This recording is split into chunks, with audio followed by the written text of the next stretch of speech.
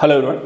Social media के दौर में कई ऐसी न्यूज़ हमें देखने और सुनने को मिलती हैं जो कि बाद में पता चलता है कि फर्जी हैं।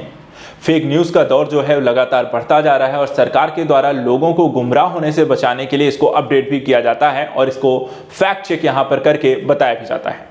लेकिन हाल ही में देखा जाए तो यहाँ पे एक याचिका दायर की गई हाई कोर्ट में, जिसमें न्यायाधीशों के द्वारा सुनवाई के दौरान इस पर खंडित फैसला सुनाया गया है। आज हम इसी मुद्दे को समझने का प्रयास करेंगे। फेक न्यूज़ क्या है और इसके संदर्भ में यहाँ पर न्यायाधीशों की राय क्या है, क्या ये हमारे मौलिक अधिकारों का हनन करता है या जो नया कानून यहाँ पे सरकार द्वारा लाया गया है उसमें किस तरीके के यहाँ पे प्रावधान है। सबसे पहले ये देखिए जाए तो जो चर्चा का यहाँ पर विषय आपको बनता है ये न्यूज़, वो है कि बॉम्बे उच्च न्यायालय के 2 जजों की एक खंडपीठ ने इस फैसले पे यानी कि सोशल मीडिया पर सरकार के द्वारा जो फेक न्यूज़ पर फैक्ट चेक यूनिट के द्वारा जो एक नियंत्रण बनाकर रखा जाता है या जो उनका नियंत्रण है उसके संदर्भ में ये फैसला सुनाया है। और फैसला भी दोनों ही जजों के द्वारा अलग अलग सुनाया गया है। क्या है फैसला उसको यहाँ पे देखते हैं। सबसे पहले देखिए यहाँ पे मुद्दा क्या है, चर्चा का विषय क्यों है। तो यहाँ पर आपने एक कानून सरकार द्वारा लेकर आया गया था, संशोधित सूचना प्रौद्योगिकी नियम, आईटी के नियमों को यहाँ पर ये चुनौती देने वाली याचिका है और एक समूह के जवाब में यहाँ पर ये की गई है।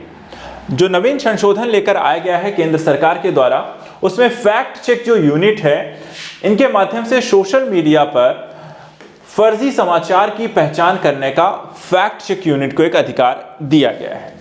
याचिकाकर्ताओं की यहाँ पर सुनवाई के दौरान जो न्यायमूर्ति गौतम पटेल और न्यायमूर्ति नीला गोखले के द्वारा यहाँ पर ये सुनवाई की जा रही थी, उन दोनों के द्वारा जो फैसले सुनाए गए, जहां न्यायमूर्ति गौतम पटेल के द्वारा जो फैसला सुनाया गया कि याचिकाकर्ताओं से यहाँ पर वो सहमत हैं और सेंसरशिप संशोधन को रद्द करने का यहाँ पर पक्ष में उन्होंने यहाँ पर फैसला दिया है। वही न्यायमूर्ति जो आपकी गोखले हैं, नीला गोखले, वो कहती हैं कि वो सरकार के पक्ष से यहाँ पर सहमत हैं और मौलिक अधिकारों पर किसी प्रकार का कोई से प्रभाव नहीं पड़ता है। तो यहाँ पर देखा जाए ये फैसला है एक यहाँ पर याचिका यानी कि एक मौलिक अधिकारों के संदर्भ में, सेंसरशिप के संदर्भ में जो सरकार के यहाँ पे एक नियंत्रणाधीन है उसके यहाँ पर आपको देखा जाए पक्ष में नहीं है तो दूसरा उसके पक्ष में है। अब यहाँ पे देखिए जो संशोधित आईटी नियम है वो क्या है और इसमें यहाँ पर क्या क्या प्रावधान किए गए हैं, किस तरीके की जानकारी है। तो अप्रैल 2022 में देखिए इलेक्ट्रॉनिक्स और सूचना प्रौद्योगिकी मंत्रालय ने आईटी मध्यवर्ती दिशा निर्देश डिजिटल मीडिया आचार संहिता संशोधन नियम यहाँ पे प्रख्यापित किया था, जिसका उद्देश्य था कि सूचना प्रौद्योगिकी नियम 2021 में संशोधन करना और इसमें यूनिट को यानी कि फैक्ट चेक यूनिट को इंटरनेट पर फर्जी, गलत या सरकारी व्यवसाय से संबंधित जो भ्रामक यहाँ पे तथ्य दिखाने से मध्यस्थों को चिन्हित करने का एक अधिकार देता है।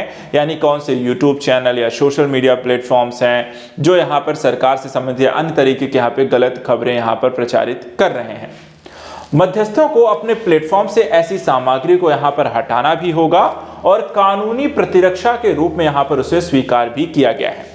तो ये जो दस्तावेज है, जो जानकारी है, जो यहाँ पर संशोधित आईटी नियम है उसमें यहाँ पर ये नियम बनाए गए थे। और उसके बाद देखा जाए जो याचिकाएं हैं जो यहाँ पर आपको दायर की गई थी उसके संदर्भ में यहाँ पे देखें तो stand up comedian Kunal Kamra और editors guild of India, news broadcasters and digital association और एसोसिएशन ऑफ इंडियन मैगजीन ने नियमों की संवैधानिक वैधता को यहाँ पर चुनौती दी है और उसे कहा है कि यह नियम मनमाना है, असंवैधानिक है और मौलिक अधिकारों का यहाँ पर हनन करता है।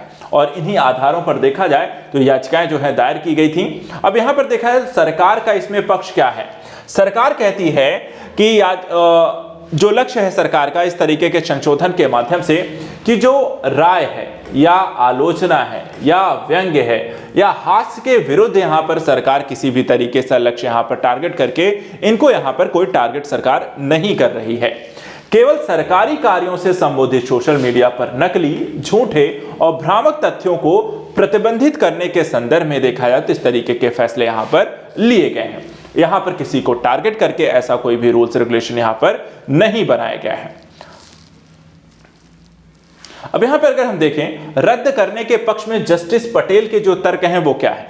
यहाँ पर पटेल कहते हैं कि नकली, गलत, भ्रामक और सरकारी व्यवसाय जैसे शब्दों की अस्पष्ट यहाँ पर परिभाषाएं हैं। राज्य के द्वारा भाषण का सही या गलत होना यहाँ पर अपरिभाषित है। साथ ही प्रकाशित करने पर एक तरीके से रोक लगाता है किसी चीज को। सेंसरशिप की व्यवस्था यहां पर लागू होती है, इससे मौलिक अधिकारों का एक तरीके से हनन होता है और विचार और अभिव्यक्ति की स्वतंत्रता जो होती है वो भी यहां पर देखा जाए तो इससे प्रभावित होती है। अब यहाँ पे नागरिकों को गलती से बचाना यहाँ पर सरकार का काम नहीं है।